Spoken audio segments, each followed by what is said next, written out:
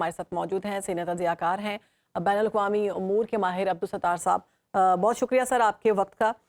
इस सहूनी रियासत की अगर बात की जाए तो गज़ा में जंगी कवानीन को रोंदा जा रहा है, खिलाफ वर्जी की जा रही है, बच्चों पर हमले किए जा रहे हैं, अस्पतालों को निशाना बनाया जा रहा है। कतर की सालिसी में यगमालियों की रिहाई के बारे में हम देख रहे हैं, किरदार सामने आ गया है। इसराइल हमास को शिकस्त दे पाएगा? एक ये बताएं, मुज़ाकरात क्या हो पाएंगे? क्योंकि सीज़ फायर की बातें होना शुरू हो गई हैं, अब इस्लामी ममालिक भी आगे बढ़ रहे हैं, वेस्ट की जानिब से भी आवाज़ें आना शुरू हो चुकी हैं। क्या लगता है आने वाले दिनों में सीज़ फायर हो जाएगा? जी, आपकी आवाज़ बहुत कम आ रही है। जहाँ तक आपने मुज़ाकरात की बात की, तो यकीनन दुनिया की में हर मसले का हल आफ्टर ऑल मुज़ाकरात होता है। दूसरी आलमी जंग में कोई 70 मिलियन के करीब लोग मरे, 7 करोड़ के करीब लोग मरे, जी। कई शहर तबाह हुए। उसके बावजूद उसका आखिरी हल जो है, वो मुज़ाकरात की शक्ल में ही हुआ। तो मुज़ाकरात के मामले में जो है वो इज़राइल को लचक दिखानी पड़ेगी, क्योंकि ये एक तरफ़ा बात तो है नहीं, ये दो तरफ़ा बात है। और कुछ अमरीकी हुकाम ने इस बात का इशारा दिया है कि यरग़माली बनाए जाने वाले इसराइलियों के हवाले से बातचीत हो सकती है, लेकिन वो आर्ज़ी जंग बंदी की बात कर रहे हैं। जी। ज़रूरत इस अम्र की है कि मुकम्मल तौर पर जंग की जाए और जो लोग तितर-बितर हुए हैं, उनको बहाल किया जाए, बम्बार्डमेंट को बिल्कुल ख़त्म किया जाए और अक़वाम मुत्तहिदा की निगरानी में कोई ऐसी कमेटी कायम की जाए, जो इस बात को इंश्योर करे कि वहाँ पे कोई सिविलियन कैजुअल्टी ना हो। और जब तक ये मुज़ाकरात में अमेरिका, यूरोपीय यूनियन और ताकतवर ममालिक अपना किरदार अदा नहीं करेंगे, मुज़ाकरात का इतना कामयाबी के इतने इम्कानात नहीं होंगे। उसके अलावा चीन और रूस को भी अपना असर और रसूख इस्तेमाल करना पड़ेगा, जबकि अरब लीग और मुस्लिम ममालिक को भी जो है वो आगे आना पड़ेगा। ये सिर्फ़ एक तरीके से नहीं होगा, आलमी ताकतों का जब तक इसराइल पे दबाव नहीं होगा, मुज़ाकरात बहुत मुश्किल है। अब अब्दुल सत्तार साहब, अभी अगर हम अमेरिका के अब तक के किरदार का जायज़ा लें, तो आप क्या असेस करते हैं सारी सिचुएशन को? एक जानिब कहा ये जा रहा है सदर जो बाइडन की जानिब से कि गज़ा की जो ज़मीन है उसको रीऑक्यूपाई नहीं कर सकता है इसराइल दोबारा से, और टू स्टेट जो हल है वही हल है। लेकिन दूसरी जानिब असलहा भी प्रोवाइड किया जा रहा है अमेरिका की तरफ से।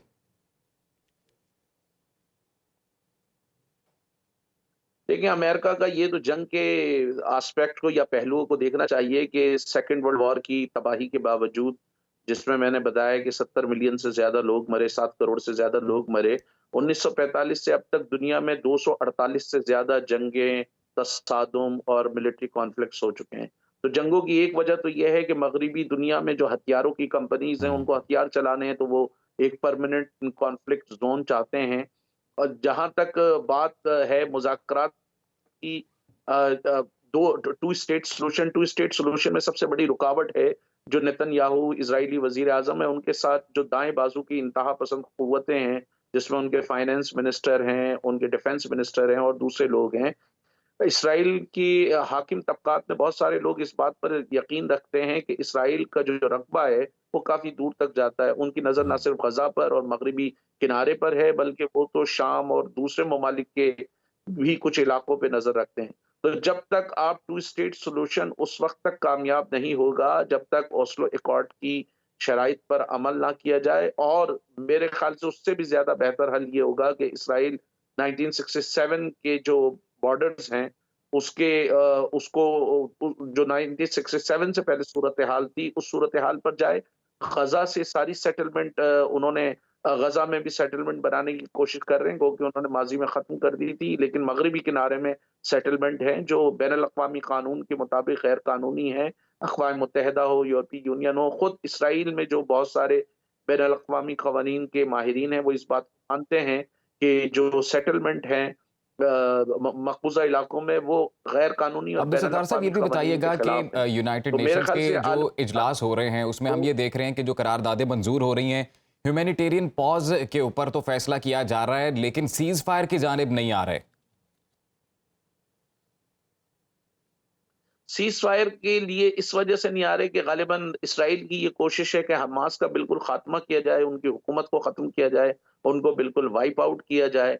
और वहाँ पर वो या तो मुतबादिल हुकूमत लेकर आना चाहते हैं, या उनका इरादा गज़ा पे मुकम्मल तौर पे कब्ज़ा करने का है। और माज़ी में 2007 में भी इस तरह की रिपोर्ट्स आई हैं कि गज़ा का जो ऑफ़शोर है, और गजा के जो साहिली इलाके हैं, तो गजा के साहिल में तेल और गैस के जो है वो रिजर्व्स हैं, और वहां पर इसराइली हाकिम तबकात की उस पर नजर है। माजी में कुछ मगरबी कंपनियां भी इसराइली कंपनी के साथ उस पर जॉइंट वेंचर की बात करती रही हैं। तो ये भी एक एस्पेक्ट है कि लेकिन एक इसराइल में ये भी ख्याल है कि हमास को हमेशा के लिए खत्म किया जाए, ताकि ये उनके ख्याल में ये दर्द सर है जो बार बार उन पर हमले करता है और कॉन्फ्लिक्ट क्रिएट करता है। तो ये जो सीज फायर नहीं हो रही, गालिबन इसराइल की ये कोशिश है कि हमास को मुकम्मल तौर पर, सियासी तौर पर और अस्करी तौर पर खत्म किया जाए, जी ताकि वो दोबारा 7 अक्टूबर टाइप जी के बिल्कुल। हमले ना कर सके। उनके जो वज़ीर आज़म हैं नेतन्याहू, उनकी जानिब से ये भी कहा गया है कि हमास को पैगाम दिया गया है कि हमास का कोई भी ठिकाना अब हमारी नज़रों से दूर नहीं है। ये कहा गया था हमास की जानिब से कि हम फ़लस्तीन में एंटर नहीं हो सकते, हमने वो करके दिखा दिया। उसके बाद उन्होंने कहा, ये कहा गया था कि अस्पतालों पर नहीं हमला कर सकते, हमने वो करके दिखा दिया। तो हमास को एक क्लियर कट मैसेज दे रहे हैं कि वो तमाम लोगों जो यरगमाल किए गए हैं या जिनको अगवा किया गया है, कैद किया गया है, उनको रिहा कर दें, वरना हमास तक पहुंचना हमारे लिए मुश्किल नहीं है। क्या समझते हैं इस सारी सूरत हाल में हमास मुकाबला कर सकेगा? बहुत मुश्किल है। देखिए, रिवायती जंग में सबसे बड़ी जो बात होती है वो अददी बर्तरी होती है। अगर किसी इलाके को 5 दहशतगर्दों ने किसी इलाके में घुस गए या किसी जगह पे घुस गए, और इस इलाके को अगर 50,000 सिपाही जो है उस इलाके का मुहासरा कर लें, तो वो 5 दहशतगर्द 50,000 सिपाहियों से कितनी देर लड़ सकते हैं। तो इसराइल की जो मिलिट्री ताकत है वो इस रीजन में सबसे पावरफुल है। उसने 48 में अरबों को शिकस्त दी, 67 में अरबों को शिकस्त दी, 73 में थोड़ा बहुत इनका जो है अरबों की पोजीशन निस्बतन बेहतर थी, लेकिन वो चाहे वो सिनाई डेजर्ट का मामला हो, उस पे उसने इजिप्ट को शिकस्त दी। सारी अरबों की 67 की वॉर में तो उसने within no time Jordan की, सीरिया की, इजिप्ट की जो एयरफोर्स है, विद इन नो टाइम उसको बहुत डैमेज पहुंचाया, और बाद सूरतों में तो बिल्कुल ही उनको तबाह किया। इसी तरह 48 की वॉर में, और उसका रिजल्ट यह है कि अगर 1920 से, इवन इसराइल की तख्लीक से पहले जब आबादकार यूरोप से यहाँ आ रहे थे, तो हल्की फुल्की लड़ाइयां तो उसी वक्त शुरू हो गई थी। 1920 से लेकर अब तक 91,000 से ज्यादा फलस्तीनी जो है वो मारे गए हैं, जबकि जो इसराइली या यहूदी आबादकार हैं उनकी तादाद कोई 30,000 के करीब है। तो इनको बहुत ज्यादा नुकसान हुआ है फलस्तीनियों को। और गजा का मसला ये, गजा में आप खाली अर्बन गोरिल्ला वॉरफेयर कर सकते हैं। अर्बन गोरिल्ला वॉरफेयर में बहुत ज्यादा सिविलियन कैजुअलिटी होंगी, क्योंकि गजा ना वियतनाम है, ना वो जाफना है श्रीलंका की तरह, ना वो कोलंबिया है कि जहां पर जंगल हो, ना वो अफगानिस्तान है जहां पे पहाड़ हो। तो गोरिल्ला जंग जो मैदानी इलाकों में है वो नहीं जीती जा सकती, और उसकी हमारे सामने एक मिसाल ये अब्दुल सत्तार साहब, आपको क्या हिंदुस्तान लगता के है कि किस वजह से जो इंटरनेशनल ऑर्गेनाइजेशन है, बिलखसूस यूनाइटेड नेशंस या ओआईसी को हम देखें, तो ये ऑर्गेनाइजेशंस हमें टूथलेस नजर आती हैं कि क्यों इंसानी हकूक की जो बारहा खिलाफ वर्जी की जा रही है इसराइल की जानिब से, वॉर क्राइम्स के लिए अकाउंटेबल नहीं किया जा सका अब तक, क्योंकि पहली दफा नहीं है कि इसराइल ने इस तरह से हमले किए। देखें, इसराइल पर जंगी जराइम का मुकदमा सिर्फ उसी वक्त चल सकता है जब दुनिया भर के अवाम उनके खिलाफ खड़े हों। मैं अमूमन ये बात कहता हूं कि अमेरिका ने जो वियतनाम की जंग हारी है वो वियतनाम के जंगलों में नहीं हारी है, वो अमेरिकी यूनिवर्सिटीज में आ रही है।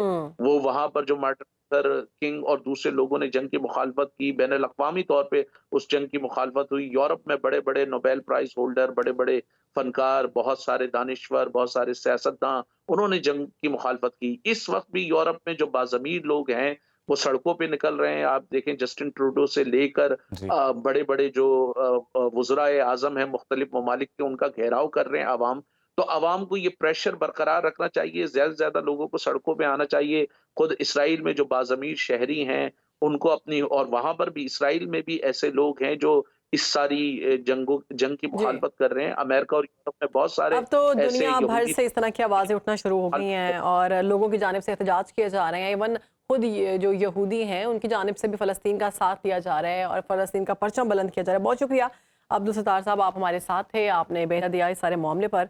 बाखबर रहिए हर जगह हर वक्त बर वक्त।